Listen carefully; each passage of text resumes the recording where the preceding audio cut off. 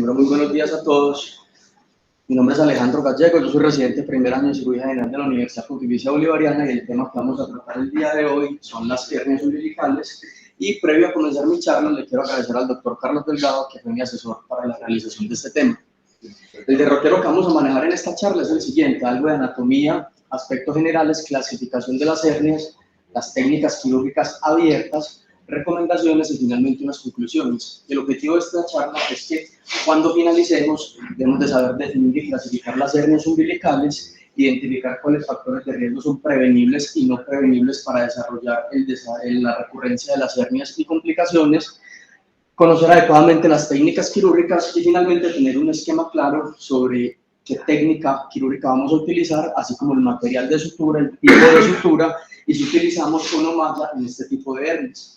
Entonces, para comenzar a hablar, recordar que respecto a la parte anatómica, la pared abdominal tiene una forma hexagonal que está definida en la parte superior por el apéndice sifoides, superolateralmente va a estar marcada por el reborde costal inferior, lateralmente se puede extender hasta la línea axilar media o hasta la parte en la cual están los músculos erectores cuadrado lumbar.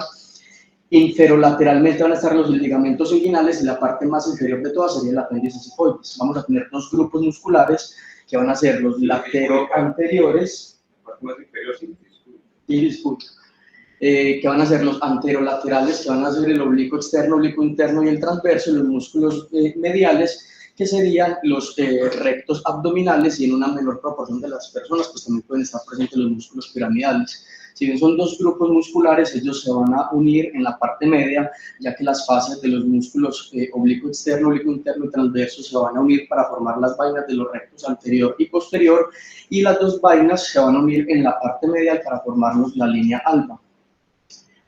Respecto a la anatomía específica del ombligo, tenemos que cuando se da la herniación fisiológica entre la sexta y la 10ª semana del embarazo, por el cordón umbilical va a pasar la vena umbilical izquierda, la derecha se oblitera pues rápidamente, dos arterias umbilicales que se van a obliterar al momento del nacimiento, el conducto vitelino onfalomesentérico, que es un vaso intestinal primitivo y que debe desaparecer completamente.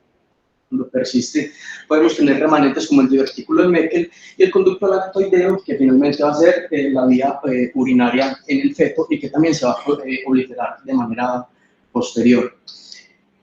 A nivel específico de la región umbilical vamos a tener el ligamento redondo, el anillo umbilical, más inferior vamos a tener la fascia umbilical, las arterias umbilicales y el uraco. Y esto es importante porque nos va a dar la definición sobre si una hernia puede ser directa o indirecta. Entonces, ¿cómo se define la hernia umbilical? La hernia umbilical típicamente se ha definido como toda protrusión a través del orificio pues, umbilical o del anillo umbilical, ¿cierto? Pero según la Sociedad Europea de Hernias, también debemos incluir en este grupo de hernias todo defecto en la línea media y que esté ubicado 3 centímetros por encima o por debajo del ombligo. Aquí vale hacer la aclaración que esta es una imagen representativa sobre las hernias incisionales, pero que igual se trae como para la definición. Y hablando ya de la epidemiología, tenemos que las hernias umbilicales van a representar entre el 4 y el 13% de las hernias de la pared abdominal, pueden estar presentes entre un 23 y 50% de la población, más común en mujeres que en hombres con una relación 3:1, puede estar presente hasta el 90% de las mujeres embarazadas, y que del 100% de los pacientes que son diagnosticados con una hernia umbilical, solamente el 11% va a terminar en una cirugía, que este 11% en términos de epidemiología de los Estados Unidos significaría alrededor de 263.000 herniorragias umbilicales al año. ¿Cuál es la fisiopatología? Nosotros vamos a tener una pared abdominal que está íntegra y diversas condiciones nos van a llevar a un aumento de la presión intraabdominal. Ese aumento de la presión intraabdominal va a generar una tracción de los músculos, y la tracción sostenida de los músculos va a generar una degradación del colágeno y finalmente nos va a aparecer la hernia. Entonces, ¿cuáles van a ser los factores de riesgo para yo desarrollar este tipo de anomalías? Tenemos la obesidad, el embarazo principalmente si son embarazos múltiples, el EPOC, porque los pacientes van a estar tosiendo de manera crónica y van a tener un aumento repetitivo de la presión intraabdominal, condiciones que me generen ascitis, y pacientes que tengan malnutrición, ya que en estos pacientes hasta el 42% van a tener riesgo de desarrollar hernias umbilicales, hernias no solamente umbilicales, sino hernias adicionales, y la diálisis peritoneal. ¿Cuál va a ser los signos y síntomas con los que se nos presentan los pacientes? Los signos, pues vamos a tener una protrusión a nivel umbilical o periumbilical, que va a ser de tamaño variable, reducible o no, y los síntomas en verdad van a depender del tamaño del defecto. Se dice que entre 1 y 2 tercios de estos pacientes van a ser asintomáticos, pero que cuando presentan algún tipo de molestia van a presentar principalmente dolor, sensación de opresión, náuseas o vómito cuando son síntomas leves y cuando son defectos leves, y cuando son defectos mucho más grandes van a presentar síntomas oclusivos y suboclusivos, y en estas hernias que son tan grandes pueden llegar a generar atrofia dérmica, ulceraciones, y por decirlo en los pacientes cirróticos, esas ulceraciones nos pueden llevar al desarrollo de las fístulas. Es importante saber con ellos. Del 100% de los pacientes que tienen hernias, más o menos del 17 al 20% tienen riesgo de estrangulación. Esto se debe porque principalmente el tamaño del defecto es mucho menor al del saco herniario, generando una imposibilidad para reducirlo, y que más o menos el 20% de los pacientes van a requerir una cirugía de emergencia, lo cual les va a generar pues, peores desarrollos, peores desenlaces.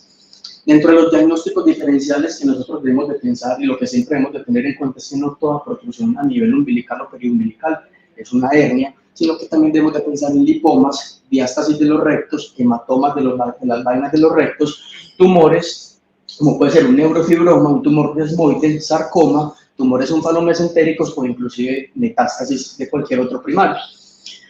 El diagnóstico de estas hernias generalmente es un diagnóstico clínico, se hace la mayoría de las veces por el examen físico, pero en algunas oportunidades vamos a tener la necesidad de recurrir a ayudas diagnósticas como puede ser TAC y ecografía. ¿En quiénes? En pacientes que tengan un examen físico de difícil realización, como lo pueden ser los pacientes obesos, un paciente que tiene una hernia umbilical recurrente, o cuando yo tengo la duda sobre si lo que tiene el paciente en verdad es una hernia umbilical o es alguno de los diagnósticos diferenciales. Entonces, ¿cómo podemos clasificar nosotros estas hernias? Tenemos 3 formas de clasificarlas. La primera es según su origen, que puede ser congénita o adquirida. De las congénitas, se dice que más o menos del 30 al 40% de los recién nacidos van a tener una hernia umbilical, pero que la gran mayoría de estas hernias va a desaparecer antes de los 2 años de vida. E inclusive, en algunas partes, en algunas series, reportan que van a desaparecer o que se debería de esperar hasta los 4 años previo a realizar una cirugía en estos pacientes. Estas congénitas solamente van a estar presentes en el 10% de los adultos, lo cual nos dice que en los adultos, pues la mayoría de las hernias, el 90%, van a ser adquiridas. Las podemos definir según su localización directa o indirecta, por los que les mencionaba previamente, según el sitio por el cual protruyen en el anillo umbilical, y según el tamaño pueden ser hernias pequeñas, menores de 2 centímetros, medianas entre 2 y 4 centímetros, y hernias grandes mayores a 4 centímetros. Entonces, cuando nosotros vamos a realizar una herniorrafia umbilical abierta, tenemos 2 grupos grandes de técnicas, una técnica abierta con tensión y una técnica abierta sin tensión, y cada una de ellas tiene, digamos, distintas formas de ser realizada, que es lo que vamos a abordar en este momento.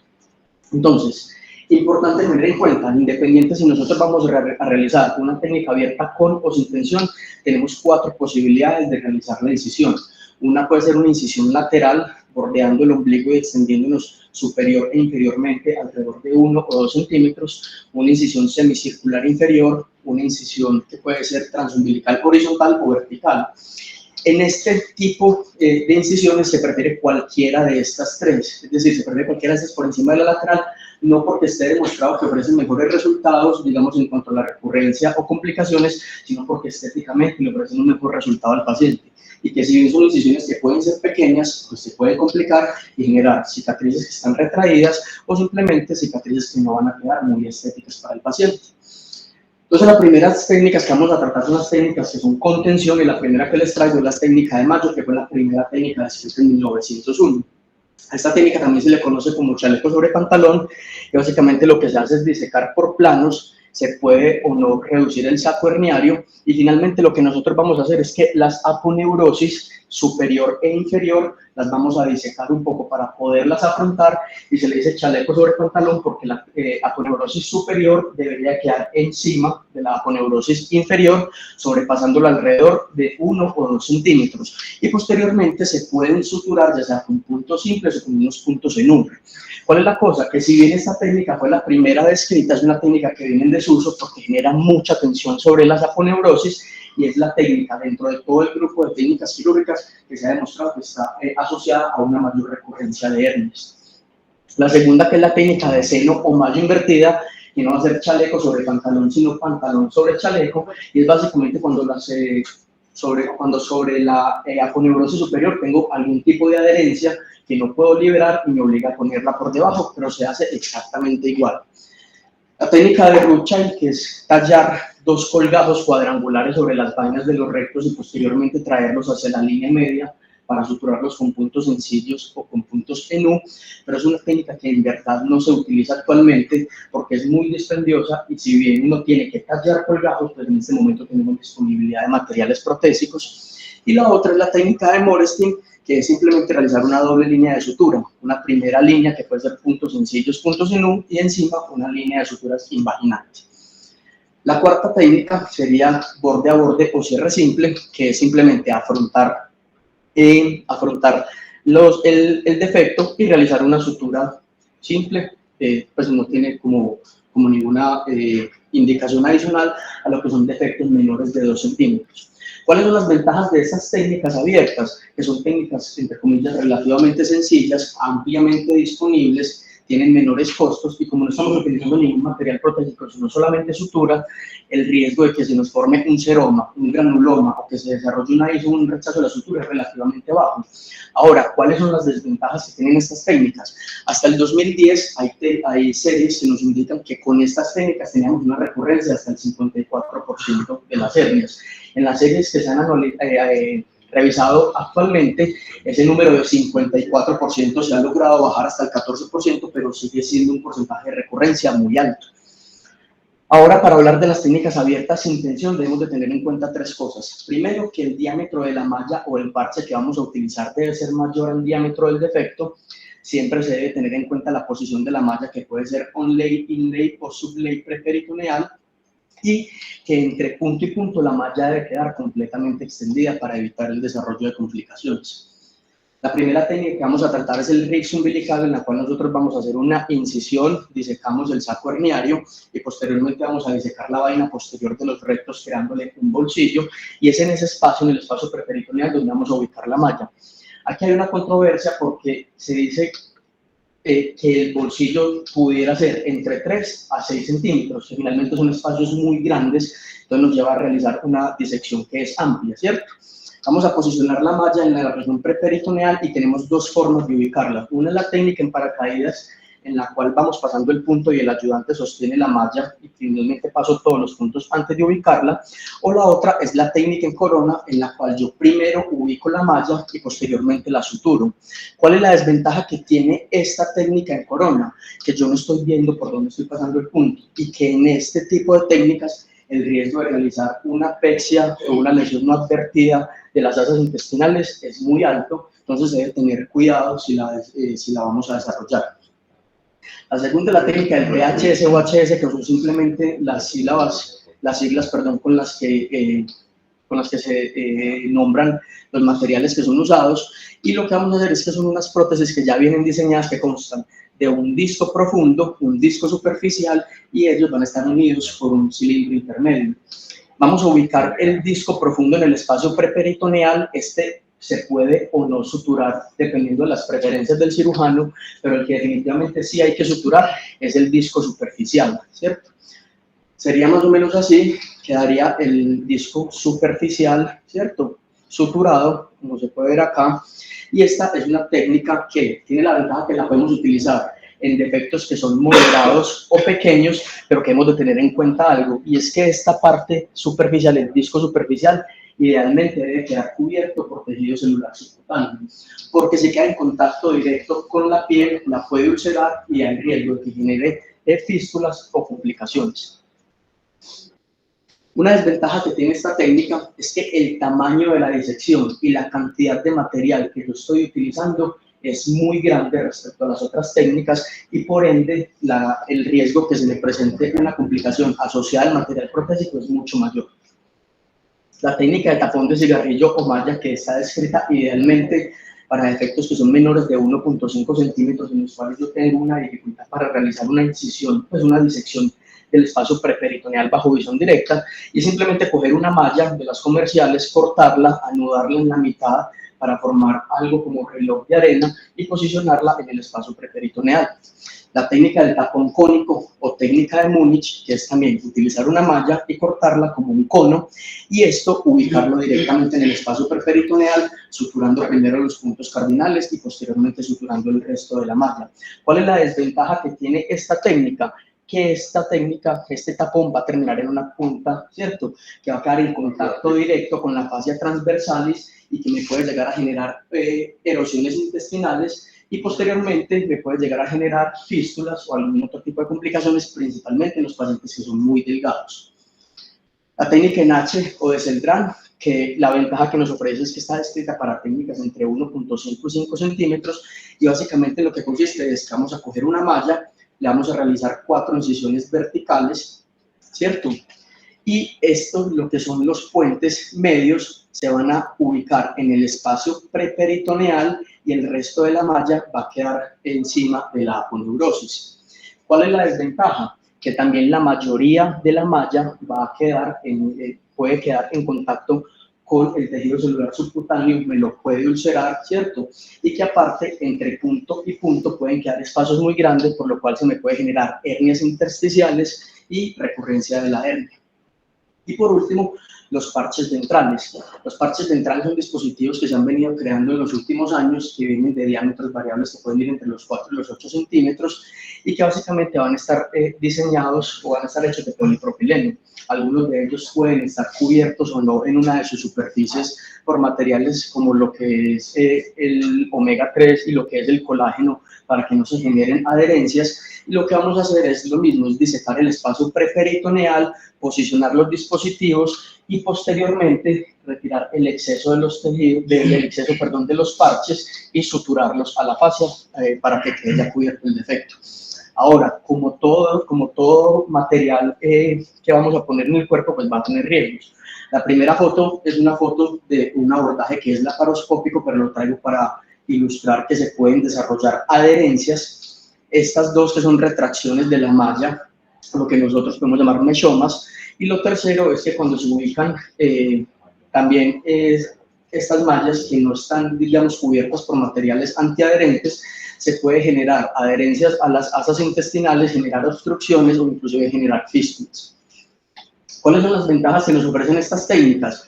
Que son técnicas, entre comillas, relativamente sencillas, permiten tratar defectos más grandes, y que el porcentaje de recurrencia de la hernia va desde el 0 hasta el 3%, comparado con el 14% de las técnicas abiertas con tensión. ¿Cuáles son las desventajas? Tienen mayores costos, sujetos a la disponibilidad de las prótesis, requieren mayor entrenamiento por el cirujano y que tienen mayor riesgo de complicaciones. Entonces ya vimos todas las técnicas. Ahora, ¿cuáles son los factores que yo debo tener en cuenta para adelantarme a si el paciente puede o no llegar a presentar una recurrencia de la hernia?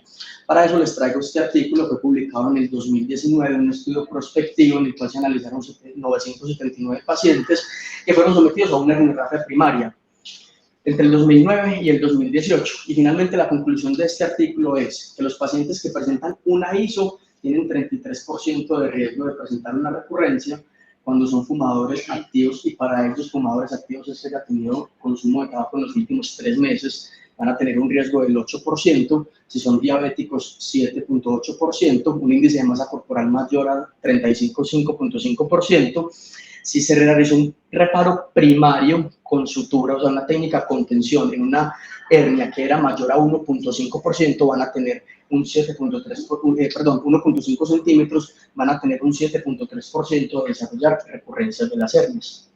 Ahora, si ven las cirugías de las hernias umbilicales, la mayoría de las veces vamos a tratar defectos entre comillas. Existen unas recomendaciones para las poblaciones especiales, y para eso traigo esto, que fue un artículo publicado en el 2020 de manera conjunta entre la Sociedad Europea y la Sociedad Americana de Hernias, y es lo que ellos describen como el primer consenso formal para tratar este tipo de hernias.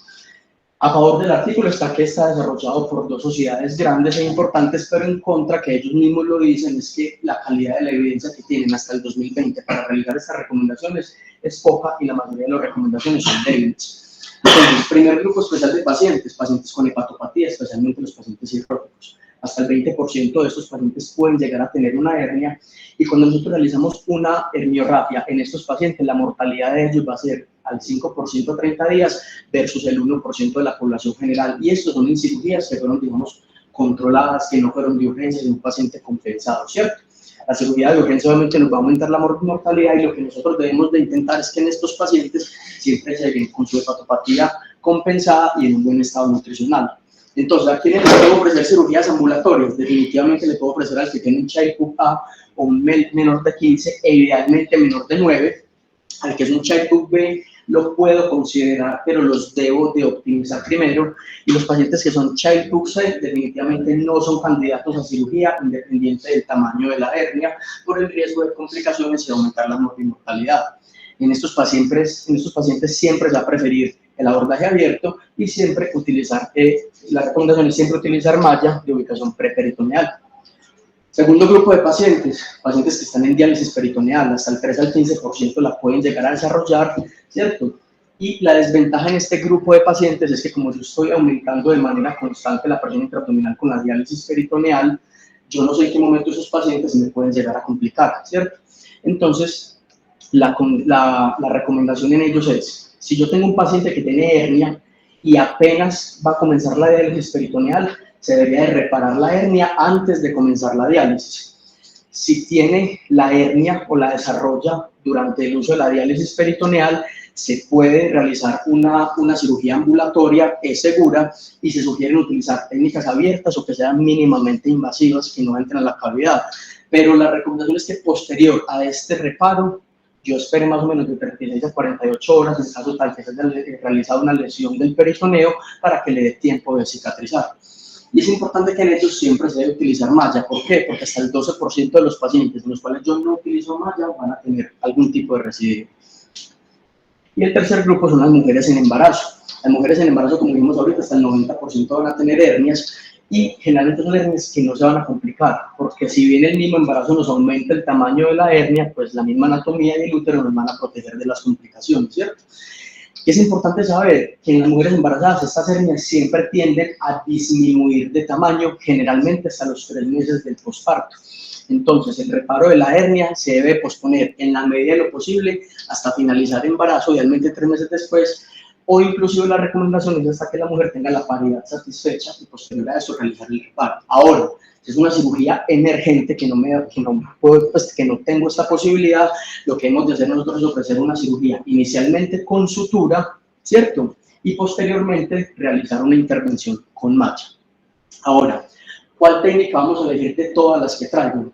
Entonces, tenemos un grupo de condiciones que van a generar aumento de la presión intraabdominal, que son las que ya les mencioné ahorita, pero en las cuales vamos a incluir pacientes en las cuales su ambiente laboral les va a generar un aumento de la presión intraabdominal, pues incluso pacientes deportistas, hernias incisionales con o sin reparos previos, que tienen condiciones que los predisponen a una pobre cicatrización, desórdenes del colágeno, diástasis de los rectos o simplemente a elección del paciente. Entonces, ¿cómo vamos a elegir nosotros? Vamos a realizar un reparo primario con sutura en los pacientes que tienen una infección activa, que son menores de 4 centímetros las hernias sin ninguna de estas condiciones, que es una cirugía emergente, piel ulcerada, con la cual yo no tengo disponibilidad de las prótesis. Pero podemos considerar el uso de las prótesis cuando son de defectos mayores de 4 centímetros o que son menores de 4 centímetros con cualquiera de estas condiciones asociadas. Entonces, ese es como el esquema que nosotros podemos manejar en el momento de yo elegir la técnica. ¿Qué otras cosas debo yo de tener en cuenta? Primero, el tipo de sutura. Vamos a tener suturas permanentes o no absorbibles, absorbibles de acción larga, absorbibles de acción corta. ¿Cuál vamos a elegir? Cada una de ellas tiene sus respectivas ventajas y desventajas, pero definitivamente se van a preferir estos dos primeros grupos porque nos van a generar una mayor conservación de la fuerza tensil. ¿Y eso por qué es importante? Esta gráfica nos va a mostrar en rojo lo que es el periodo de cicatrización normal de la fascia, y vamos a ver que más o menos el 40% de la cicatrización de la fascia se va a alcanzar a la 4ª semana, que es justamente el punto en el cual la mayoría de las suturas que son absorbibles de acción corta ya perdieron la fuerza tensil. Entonces, lo que nosotros debemos procurar es utilizar o suturas no absorbibles o suturas que sean absorbibles de acción larga. ¿Cuál es la desventaja que tienen estas suturas que son no absorbibles? Que si bien conservan más la fuerza tensil, están relacionadas con una mayor aparición de dolor crónico versus las suturas absorbibles de acción lenta. Pues sabiendo que nos van a ofrecer una buena resistencia al momento de la fase crítica de la cicatrización, pues se debería de optar idealmente por las suturas absorbibles de acción larga. ¿Y qué otra cosa debo yo de tener en cuenta? El tamaño de la sutura. En el 2019 salió este artículo publicado en los principios pues, de cierre de cirugía de la pared abdominal, y lo que hicieron ellos fue comparar las suturas que eran 1 versus las suturas 2 ceros, y se encontró que las suturas que eran 1-0 van a tener mayor riesgo de dehiscencia, mayor riesgo de infección y mayor riesgo de hernias incisionales. Esto es básicamente porque el defecto que yo estoy generando cuando paso la aguja puede ser muy grande y me puede generar en la pared abdominal. Por eso lo que se prefiere en el momento es utilizar suturas que sean 2 ceros o inclusive 3 ceros. Ahora, ¿cuál es la técnica que vamos a utilizar? Tenemos tres, digamos, posibilidades. La primera es una técnica en multicapa, en la cual yo cojo piel, cojo músculo y vainas superiores y la región inferior.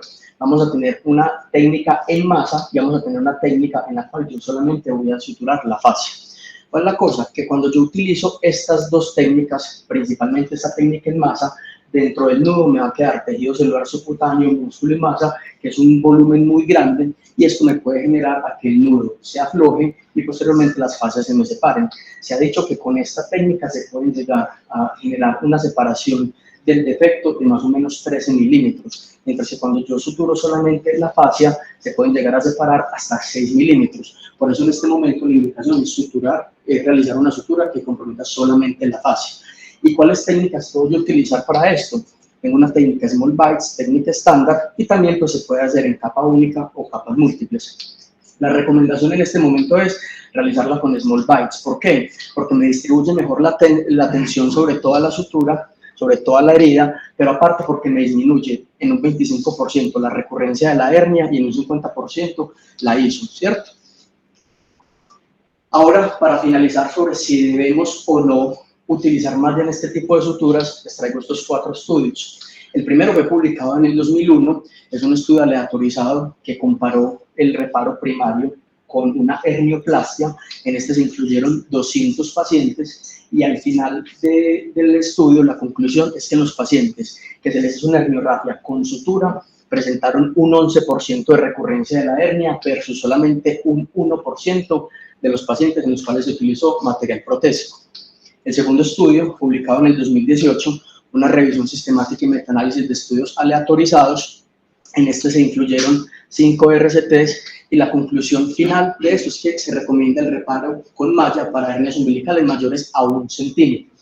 Posteriormente, este artículo en el 2018 también se hizo un estudio aleatorizado multicéntrico en 12 países, se incluyeron 300 pacientes, 150 para el grupo de malla, 150 para el grupo de reparo primario, y la conclusión de este estudio es que ellos mismos dicen que es el primer estudio que tiene una alta evidencia en recomendar el uso sistemático de mallas en pacientes que tengan hernia entre 1 y 4 centímetros, independiente si tienen condiciones que los predispongan o no a la reaparición de las hernias.